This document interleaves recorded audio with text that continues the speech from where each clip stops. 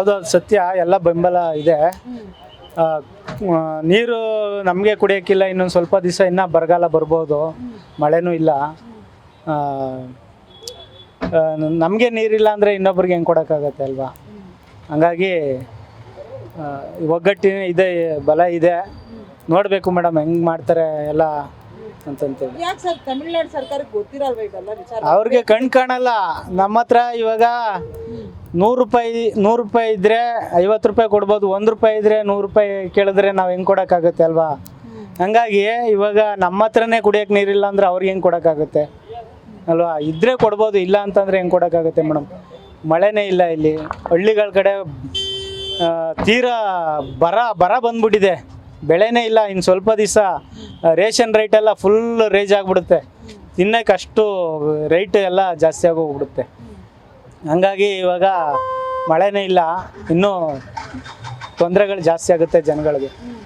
ಹೌದು, ಅಲ್ಲ ಅವ್ರಿಗೂ ಗೊತ್ತಿರ್ಬೇಕು. ಇವಾಗ ಮಳೆ ಬಂದಿದ್ರೆ ಅವರು ಬಿಡ್ತಿದ್ರು, ಅವ್ರು ಬಿಡೋದೇನು ಅದೇ ಹರ್ಕೊಂಡ್ ಬರ್ತಿತ್ತು. ಹೌದು, ಈ ಮಳೆ ಮೇಲ್ಗಡೆಯಿಂದ ಬಿದ್ದರೆ ತಾನೇ ಕೆಳಗಡೆ ಹರ್ಕೊಂಡು ಹೋಗೋದು. ಮೇಲೆ ಮಳೆನೇ ಬರ್ತಾ ಇಲ್ಲ, ಇಲ್ಲಿ ನಾವೆಲ್ಲಿ ಬಿಡೋಕ್ಕಾಗತ್ತೆ ಮೇಡಮ್? ನಮಗೆ ಕುಡಿಯೋಕೆ ನೀರಿಲ್ಲ ಅಂತಂದರೆ ಅಲ್ಲಿ ಬಿಡೋಕ್ಕಾಗತ್ತಾ? ಅದು ಮುಂದಿನ ಸರ್ಕಾರ ಅವೆಲ್ಲ ಹಂಗೆ ಮಾಡ್ಕೊಂಬಂದ್ಬಿಟ್ಟಿದೆ. ಕೆಲವು ಕಡೆ ನೋಡಿದ್ರೆ ಎಲ್ಲ ಕಡೆ ಬರ ಇದೆ, ಆದ್ರೂ ನಮಗೆ ಸಾಲಲ್ಲ ನೀರು. ಆದ್ರೂ ಆ ಥರ ಮಾಡಿದ್ದಾರೆ ಈ ಸರ್ಕಾರಗಳು ಎಲ್ಲ. ಅವ್ರವ್ರು ಇಷ್ಟ ಬಂದಂಗೆ ಮಾಡ್ಬಿಟ್ಟು ಹೋಗ್ತಾರೆ. ನಮ್ಮ ಕರ್ನಾಟಕದಲ್ಲಿ ನಮಗೆ ಕುಡಿಯೋಕೆ ನೀರಿಲ್ಲ. 1991ರಲ್ಲಿ ಒಂದು ದೊಡ್ಡ ಮಟ್ಟದ ಘಟನೆ ಆಯ್ತು. ಆ ಥರ ಇವಾಗ ನೀರೇನ ಬಿಟ್ಬಿಟ್ರೆ ಆ ಥರ ಘಟನೆ ಆದ್ರೆ ಏನು ಮಾಡೋದು ಮೇಡಮ್? ವಿಚಾರವಾಗಿ ಹೌದು, ಏನಂತಂದರೆ ಎಲ್ಲಿ ಬರಪೀಡಿತ ಇದೆ, ಎಲ್ಲಿ ನೀರಾವರಿ ಇಲ್ಲ, ಅಲ್ಲಿಗೆ ಮಾಡಬೇಕು. ಅದನ್ನು ಕಾನೂನು ಈ ಸರ್ಕಾರ ಮಾಡಬೇಕಲ್ಲಿಗೆ. ಎಲ್ಲೆಲ್ಲಿ ಕೆಲವು ಕಡೆ ನೀರೇ ಇಲ್ಲ, ಬರ ಇದೆ ಆ ಕಡೆ ಎಲ್ಲ.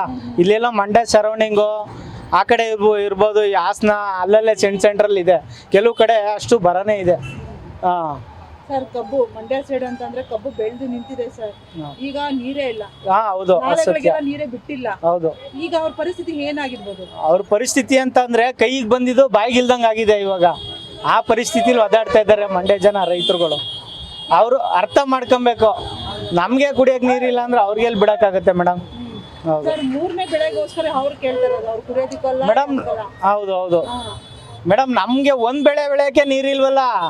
ಅವ್ರು 3 ಬೆಳೆ ಬೆಳೀತಾ ಇದ್ದಾರೆ, ನಮ್ಗೆ 1 ಬೆಳೆ ಬೆಳೆಯೋಕ್ಕೆ ನೀರಿಲ್ಲ. ಇಲ್ಲಿ ಎಷ್ಟು ಕಷ್ಟ, ರೈತರು ಎಷ್ಟು ಕಂಗಾಲಾಗಿದ್ದಾರೆ ಅಂತಂದರೆ ಅದು ಹೇಳ್ಕೊಳಕ್ಕೂ ಅಸಾಧ್ಯ.